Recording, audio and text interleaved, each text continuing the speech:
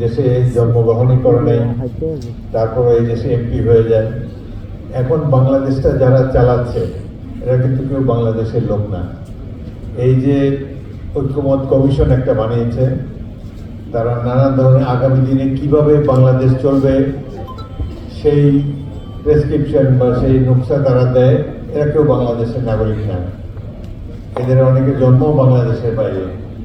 যাই হোক, আমি যে এলাকার প্রতিনিধিত্ব করেছি, এক নাগারে 20 বছর এমপি ছিলাম, এই মাটিতেই, লালমোহনের মাটিতেই আমার জন্ম। তবে কোনোদিন রাজনীতি করবো এটা চিন্তা করিনি। আমাকে প্রেসিডেন্ট জিয়াউর রহমান সাহেব, যিনি আমার মুক্তিযুদ্ধের অধিনায়ক ছিলেন, যার সাথে 9 মাস যুদ্ধ করেছি, এবং যুদ্ধের শেষ দিকে ডিসেম্বর মাসের বিজয়ের অব্যবহিত পূর্বে আমরা দীর্ঘ পথ পায়ে হেঁটে কানাইঘাট থেকে সিলেট পর্যন্ত একটি লম্বা মার্চ করেছিলাম। এবং সেই সময় সারা রাত আমরা চলতাম, দিনের বেলা বনে জঙ্গলে লুকিয়ে থাকতাম গরিলা বাহিনী। আমি এবং তৎকালীন মেজর জিয়াউর রহমান একসাথে গাছের নিচেও ঘুমিয়েছি 4-5 দিন।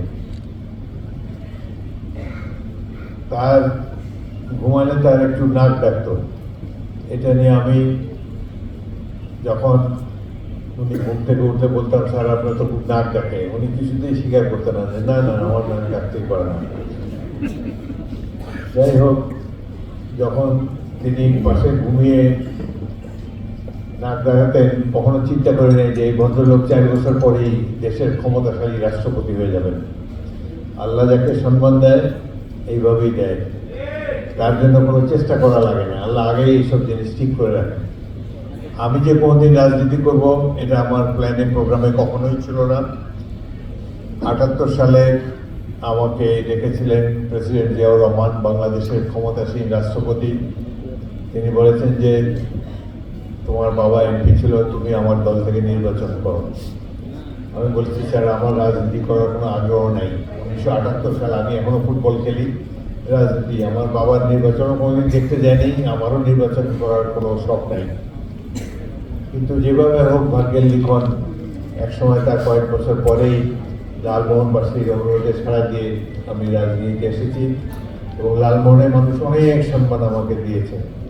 লালমোহন তজুমুদ্দিনবাসী পরপর 6 বার আমাকে নির্বাচিত করেছে জাতীয় সংসদে।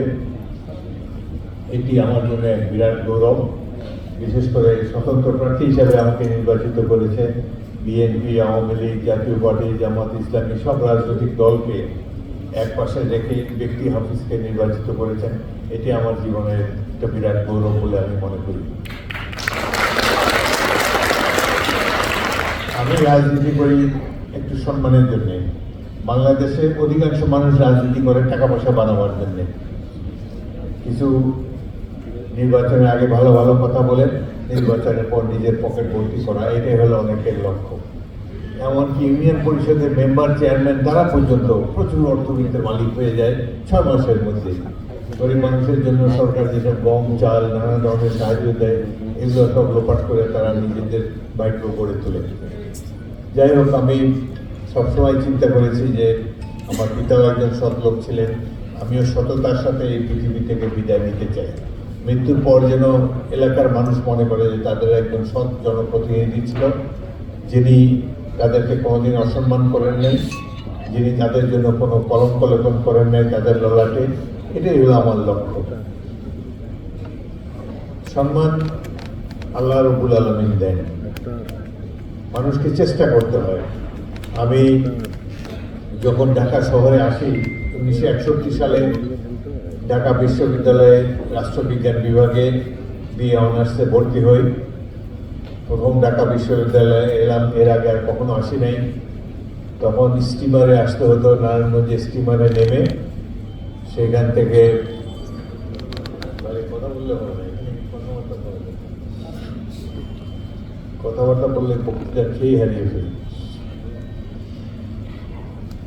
স্টিমারে, রকেট স্টিমারে করে যখন নারায়ণগঞ্জে নামি, সেখান থেকে বাসে করে ভিক্টোরিয়া পার্কের, এখন সদরঘাটের কাছাকাছি, সেখানে নামতে হতো। একা এসেছি একটা সুটকেস নিয়ে, নিজেকে মনে হতো যে এই বিশাল ঢাকা শহরে কি আমার কোনো স্থান হবে। পরদিন ঢাকা বিশ্ববিদ্যালয়ে গেলাম, বিশাল বিশ্ববিদ্যালয়, ঢাকা শহরের ছেলেরা সুন্দর সুন্দর জামা কাপড় পরে, ইংলিশ মিডিয়ামে পড়া, ভালো কথাবার্তা করে, মেয়েরা ছেলেরা বসে বসে গল্প সল্প করছে। আমি ভাবলাম আমাকে তো কেউ চিনে না। আমি বরিশালে লালমোহনে জন্মগ্রহণ করে বরিশালে স্কুল কলেজে পড়াশোনা করে বিশ্ববিদ্যালয়ে ভর্তি হতে এসেছি, এখানে তো আমাকে কেউই চিনে না। তো মনে মনে কামনা ছিল যে এমন কিছু করবো যাতে দেশের মানুষ আমাকে চেনে। এটা খেলাধুলা আমাকে সেই সুযোগ করে দিয়েছে। ঢাকা বিশ্ববিদ্যালয় মাঠে প্রথম যে খেলা, রাষ্ট্রবিজ্ঞানের সাথে অন্য একটা বিভাগের খেলা ছিল, মাঠে প্লেয়ার হয়েছে 10 জন, একজন আর আসে না। আমাদের টিম সবচেয়ে, পলিটিক্যাল সায়েন্স সবচেয়ে শক্তিশালী দল ছিল। এই দলে পূর্ব পাকিস্তান দল, এমনকি জাতীয় দলেরও, পাকিস্তান দলেরও একজন খেলোয়াড় ছিল। তো 10 জন হয়েছে, একজন আসে না। আমি মাঠের এক কোনায় গোবেচারা হয়ে মফস্বল থেকে আসছি, চুপচাপ বসেছিলাম। তো ঢাকা শহরের এক লোক, পরবর্তীকালে সে মন্ত্রী হয়েছিল, নজমুল হুদা রিন্টু, বিএনপির মন্ত্রী ছিল এক সময়। তো রিন্টু ভাই বললো, এই যে বরিশাল না কোন জায়গা থেকে একটা ছেলে আসছে, ওকেই নামায় দাও। তো 10 জন হয়েছে, আমি যে 11 জন হলো মাঠে নামলাম। মনে মনে বলি যে কেউ চিনো না আজকে আমাকে, হয়তো একদিন চিনতে পারবে। প্রথম 15 মিনিটে আমি 4 গোল দিলাম। ওখানে রেফারি খেলা বন্ধ করে দিল, এতে একটু চোখে কম দিলে, এদিকে আসো, এদিকে আসো। উনি আমাকে ভালো মতো দেখলো, কোথায় বাড়ি, কোন হলে থাকো, কি থাকো। তারা বুঝেছে যে ক্রীড়া জগতে নতুন এক ব্যক্তির আবির্ভাব হয়েছে, যাকে দেশের মানুষ চিনবে। সেইভাবে ডিপার্টমেন্ট দলে খেললাম। কিছুদিন পর বিশ্ববিদ্যালয় দলের সুযোগ পেলাম। আর তার 5 বছর পরে পাকিস্তান জাতীয় দল গঠিত হলো। এই দল রেঙ্গুনে যাবে এশিয়ান কাপে খেলার জন্যে। 18 জনের এই দলে একমাত্র বাঙালির নাম হাফিজউদ্দিন আহমদ। এই সম্মান আল্লাহ রাব্বুল আলামিন দিয়েছে। আমি পরিশ্রম করেছি, 2 বেলা খেলতাম, সকাল বিকাল 2 বেলা প্র্যাকটিস করতাম। পড়াশোনার দিকে নজর দেনে আব্বা আমাকে, আমার আব্বা সবসময় চাইতেন যে পড়াশোনা নিয়ে থাকি। খেলাধুলা বাদ দেওয়ার জন্যে প্রত্যেক সপ্তাহে চিঠি পেতাম, বাবা খেলাধুলা বাদ দিয়ে দাও, পড়াশোনা করো। তো আমার যে এমন নেশা, খেলার নেশা, কিসের পড়ালেখা, কিসের, আমি জাতীয় দলের খেলোয়াড় হব, সবাই আমাকে চিনবে, কোটি কোটি মানুষ জানবে, দেশের সেরা ফুটবলার। পরবর্তীকালে আল্লাহ একটা সম্মান দিয়েছে, বিশ্ব ফুটবল সংস্থা ফিফা, যারা ওয়ার্ল্ড কাপ খেলা পরিচালনা করে, আরো অন্যান্য বিশ্ব টুর্নামেন্ট চালায়, তারা, তাদের 200 সদস্য দেশ আছে। 200টা দেশ, জাতিসংঘের চেয়ে তাদের বেশি সদস্য।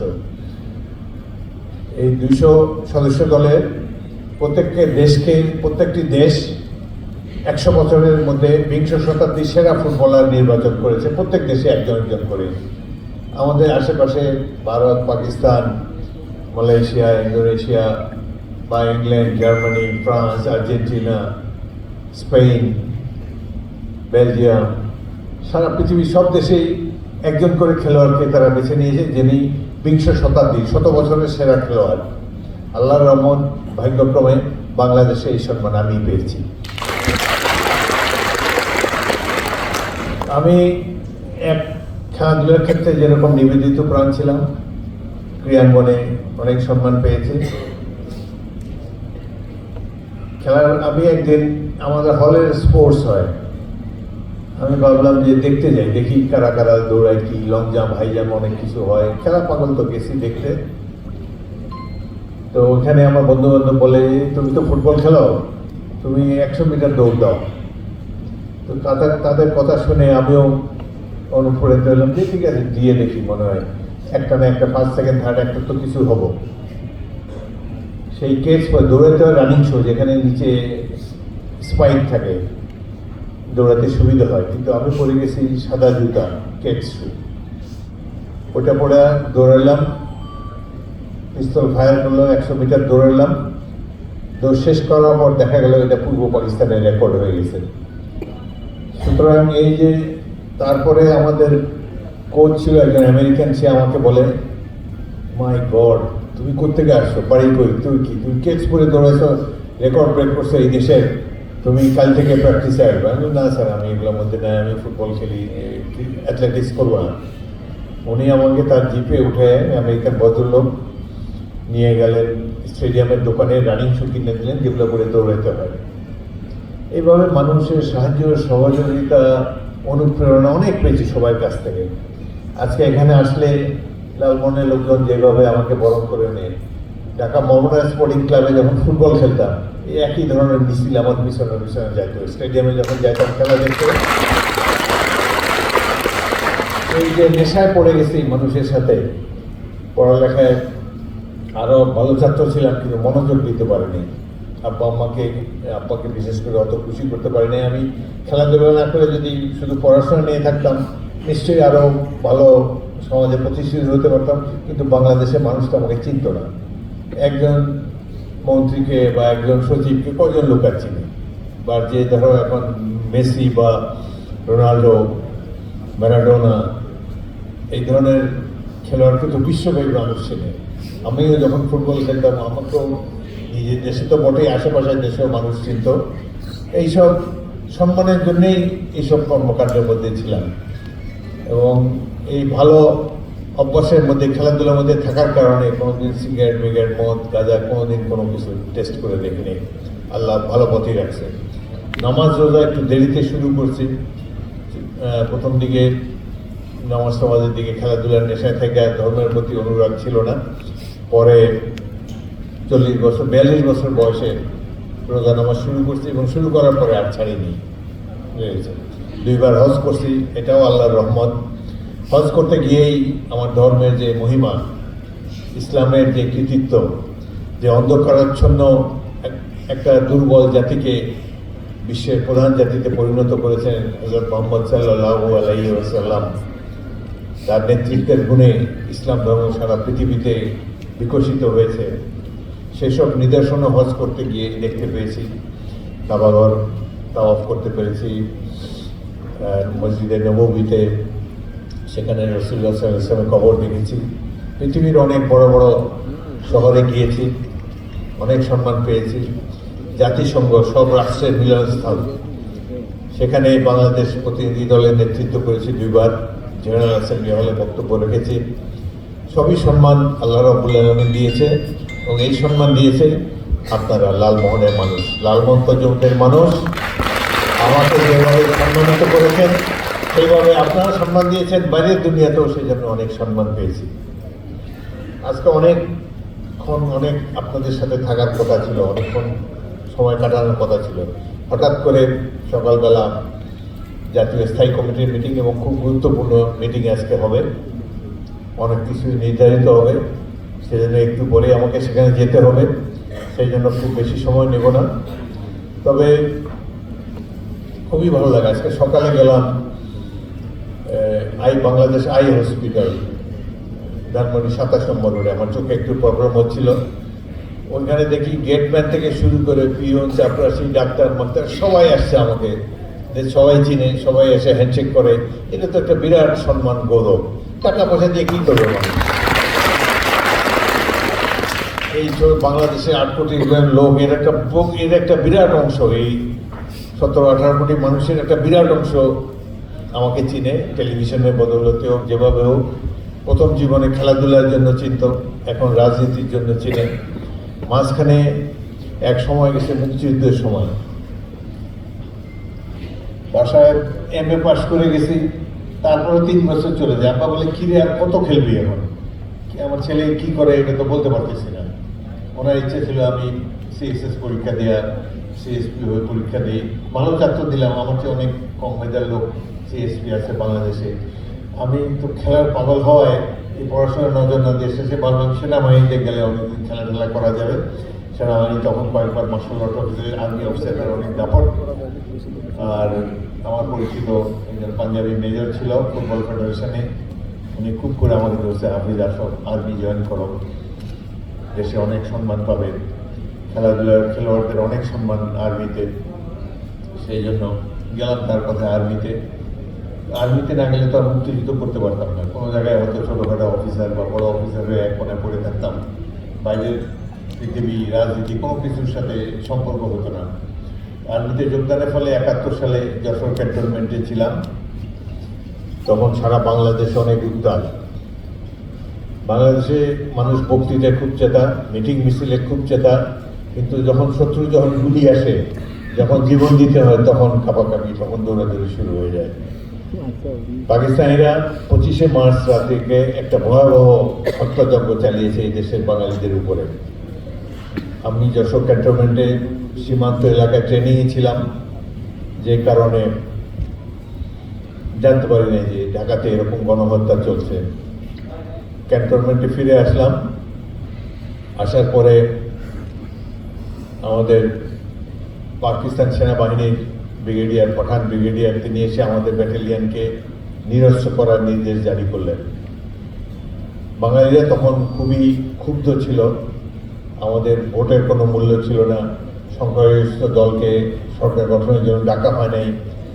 তারপরে বিভিন্ন জায়গায় বিহারি বাঙালিদের মধ্যে দাঙ্গা লাগিয়ে দেওয়া হয়েছে, অনেক বাঙালিকে পাক বাহিনী গুলি করে হত্যা করছে, এবং 24 বছরের পাকিস্তানি আমলে বাঙালিরা নিষ্পেষিত ছিলাম, অপমানিত ছিলাম, অবহেলিত ছিলাম।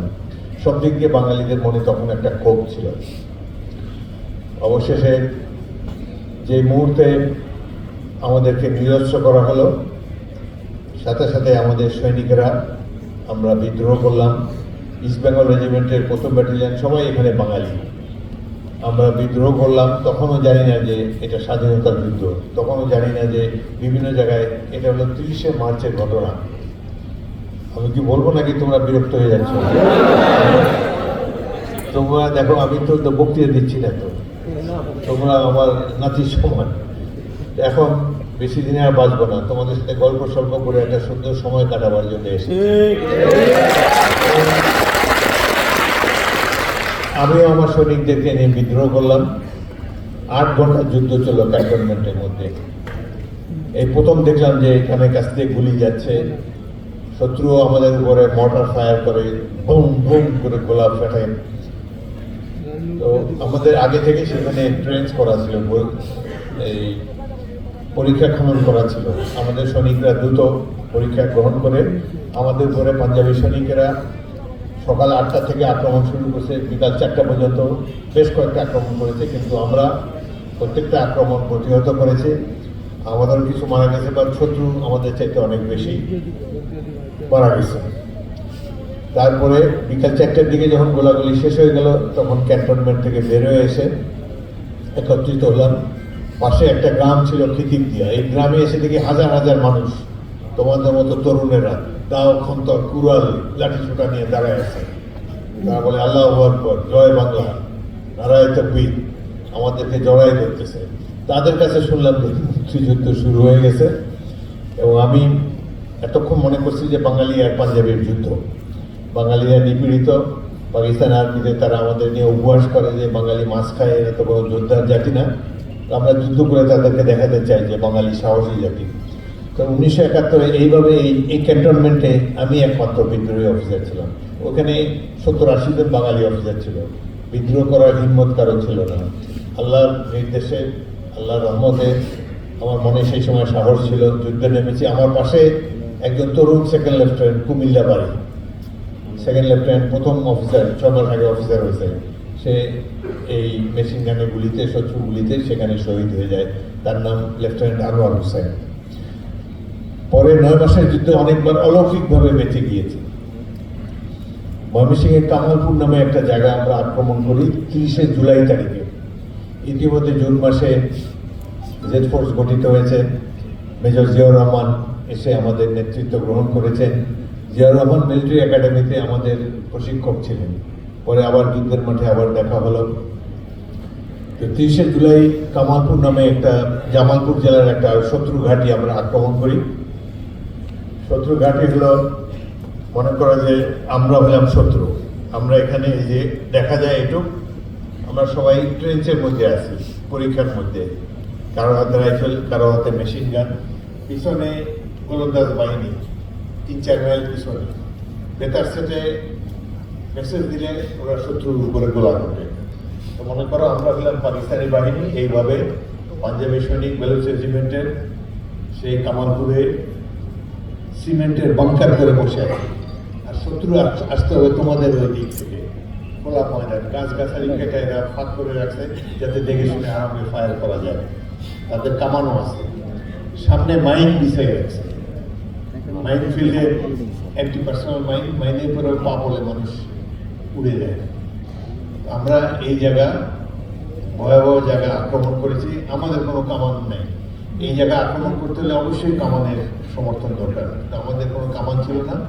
আমরা উত্তর দিক থেকে তোমরা যেভাবে আসো এইভাবে আমরা ভোরবেলা আলো অন্ধকারের মধ্যে আগালাম। আমি এবং আরেকজন ক্যাপ্টেন, আমরা এই 200 লোকের কমান্ডার, আড়াইশো লোকের কমান্ডার, আমরা ক্যাপ্টেন সালাউদ্দিন এবং আমি আক্রমণ করলাম। যুদ্ধক্ষেত্রে যুদ্ধ পরিচালনা করা হয় বেতার সেটের মাধ্যমে।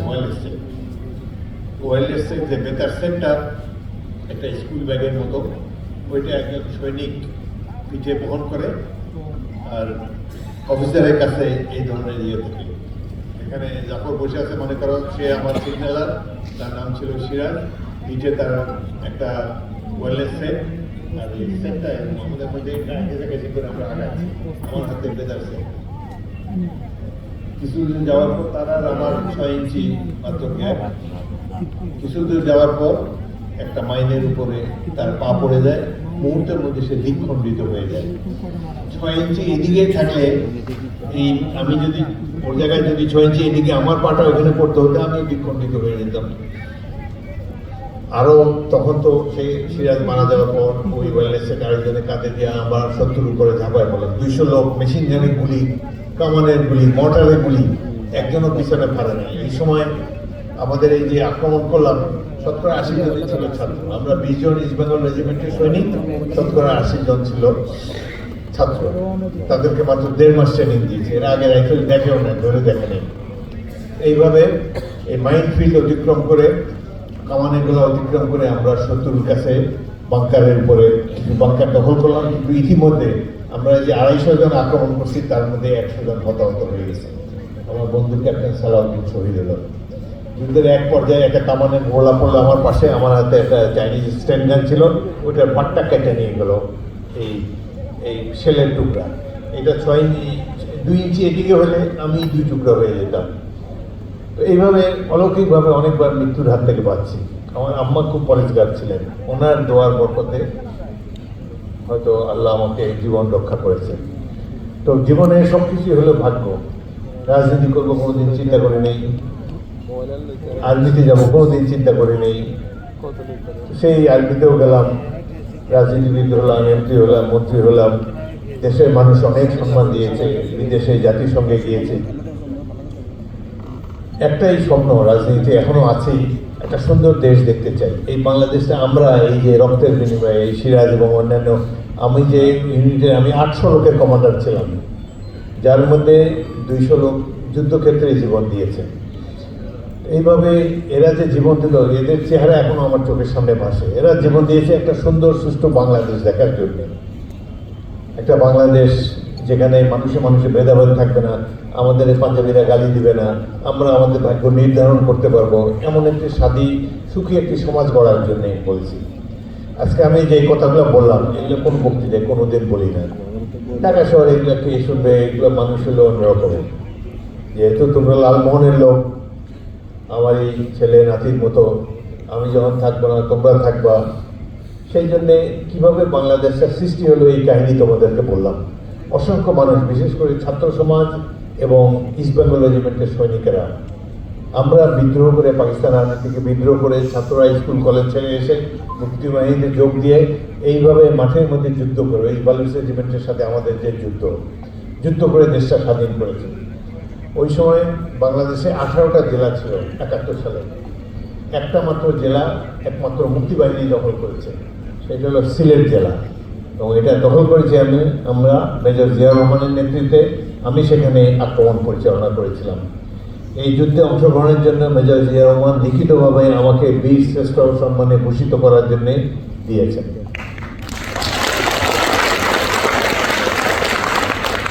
বীরশ্রেষ্ঠ কেন আমাকে দেওয়া হয়নি? এই মিটিং যখন বসে, এখানে মনে করো আমরা চেয়ারে তো নেতৃবৃন্দ বসে আছি, ওইরকম সরকার একটা কমিটি করে দিছে যাতে যারা সাহসী সৈনিক তাদেরকে যাতে এই পুরস্কার দেওয়া যায়। বীর প্রতীক, বীর বিক্রম, বীর উত্তম, বীরশ্রেষ্ঠ, 4 ধরনের অ্যাওয়ার্ড আছে। এগুলো বাঁচার জন্যে যারা সামনাসামনি যুদ্ধ করে শত্রুর সাথে তাদেরকে এই খেতাব দেওয়া হয়। কিন্তু বাংলাদেশ হলো সব সম্ভবের দেশ, পাটপাড়ের দেশ। এই জন্য যে কমিটি শেখ মুজিবুর রহমান করে দিয়েছে 72 সালে, কমিটির সদস্যরা এরকম মিটিং বসে প্রথমে নিজেরাই সবাই বীরত্ব নিয়ে নিছে।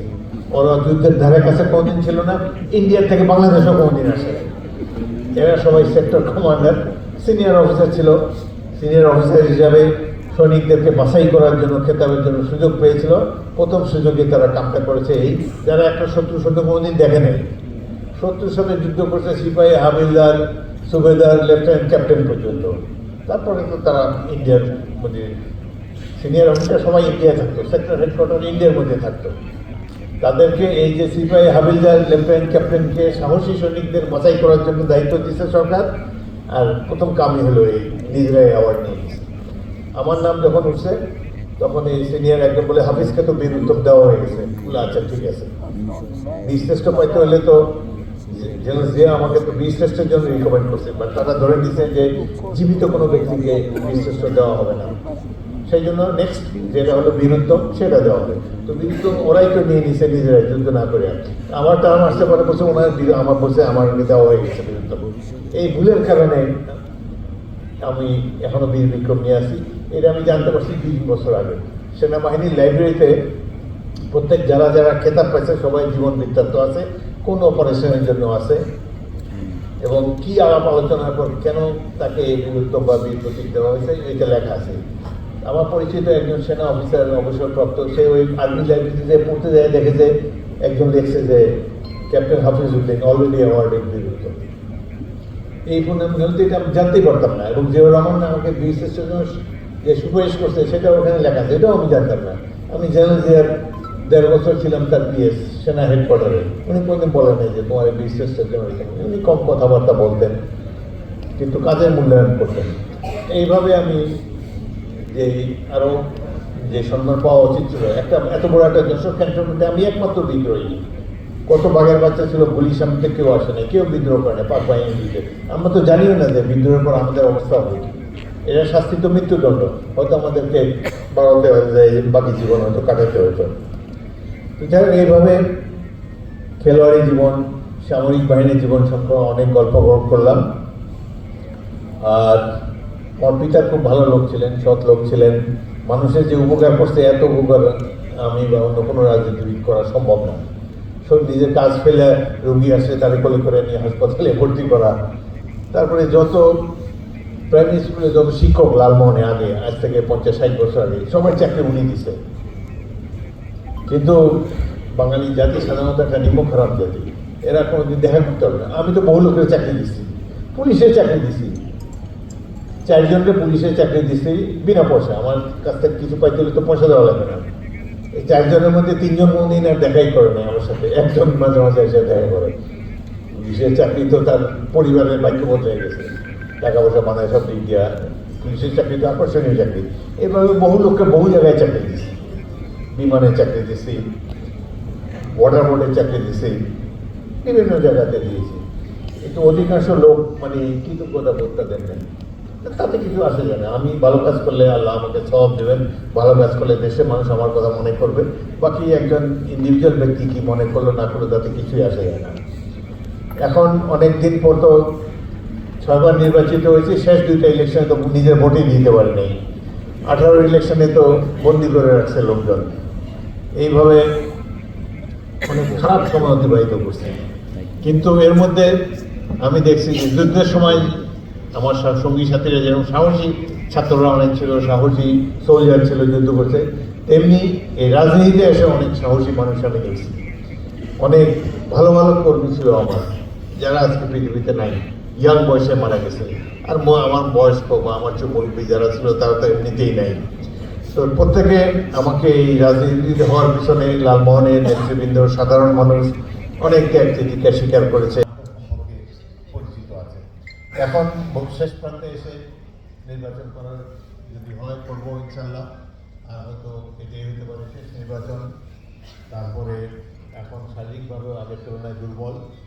আশা করি যে আমরা সবাই মিলে, আমি যে স্বপ্ন দেখেছি একটা সুখী সমৃদ্ধ বাংলাদেশ, তোমরা সবাই মিলে বাংলাদেশটাকে যেন সুখী সমৃদ্ধ জনপদ হিসাবে গড়ে তুলতে পারো, এটাই তোমাদের কাছে আমার কামনা।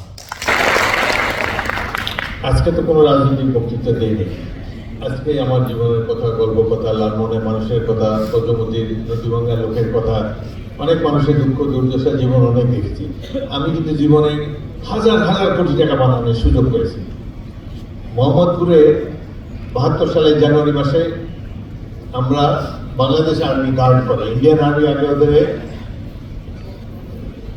নিরাপত্তা দিত, কারণ বিহারিদের উপরে সাধারণ মানুষ খুবই ক্ষিপ্ত যে তারা 9 মাস পাকিস্তানিদের সাথে ছিল, অনেক বাঙালি মারছে।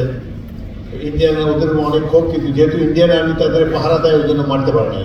একসময় ইন্ডিয়ান আর্মি দেশ ছেড়ে চলে গেল, সেই দায়িত্ব বাংলাদেশ আর্মি নিলাম। আমার ভাগে পড়লো মোহাম্মদপুর। আমি 1,200 সোলজার নিয়ে মোহাম্মদপুর এলাকায় ঘেরাও করে থাকলাম। হাজার হাজার মানুষ বাঙালি আসছে। প্রথম দিনই বিকাল 4টার সময়, সন্ধ্যার আগে আগে তারা লুট করবে বিহারিদের উপরে। আমি মাইক দিয়া সোলজারদেরকে বলেছি এই লাইন ক্রস করলে আমরা ফায়ার করবো। তারা বাংলায় বলতেছি, ওই জন্য বিশ্বাস করে না। তারা মনে করছে এতদিন ইন্ডিয়ান আর্মি ছিল, তারা করতে পারে নাই। আজকে তারা লুটপাট করে এই যে 9 মাসের অত্যাচার নির্যাতনের তারা একটা প্রতিফল নেবে।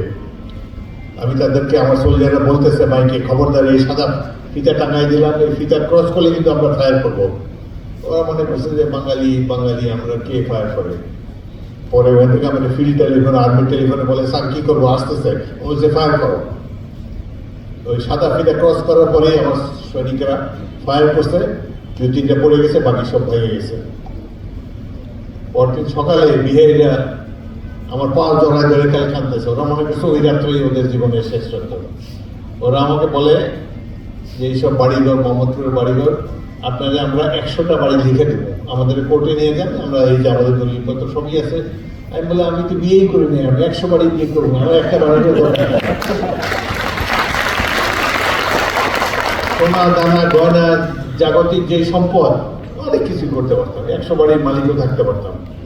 একটা বাড়িরও মালিক নেই, বাবা দিয়ে গেছে জায়গা, সেখানে পারিবারিক ভাগে আমি পাইছি, সেখানে বাড়ি টাড়ি করে আসছি আর কি মোটামুটি।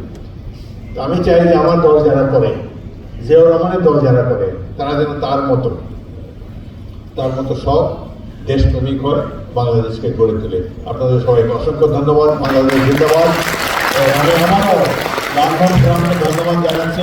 আরেকটা কথা, আমার লালমোহনের উপজেলা নেতৃবৃন্দ এখানে আছে, তাদেরকে বলে গেলাম যে তোমরা বিশেষ দৃষ্টি রাখবে লালমোহন ফোরামের প্রতি। এরা তখন লালমোহনে যাবে, তাদেরকে নির্বাচনে পরিচালনা করার সুযোগ দেবা এবং তাদের সুবিধা অসুবিধা সব কিছু ঢাকা থেকে লালমোহন গেলে ফোরামের পরিচয় দিলেই তোমরা ভালো তাদের খাতির যত্ন করে রাখবা।